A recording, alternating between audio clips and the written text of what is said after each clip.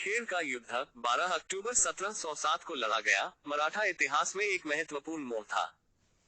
इस युद्ध में मराठा सिंहासन के दो दावेदार आमने सामने हुए, छत्रपति संभाजी के पुत्र शाहूजी और छत्रपति राजाराम की विधवा और शाहूजी की मौसी ताराबाई। इतिहासकार सर जदुनाथ सरकार के अनुसार उनकी पुस्तक मराठों का संक्षिप्त इतिहास में ये युद्ध मराठा साम्राज्य के भीतर जटिल सत्ता संघर्ष से उपजा था।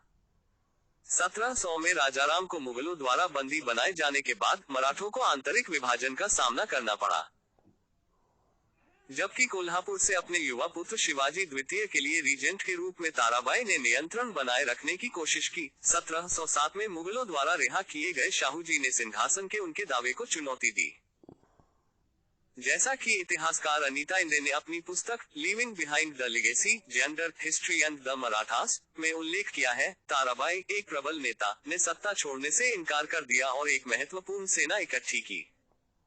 हालांकि शाहूजी कई प्रमुख मराठा सरदारों का समर्थन हासिल करने में सफल रहे, जिनमें प्रभावशाली बालाजी विश्वनाथ भी शामिल थे, जो बाद में पहले पेशवा बने।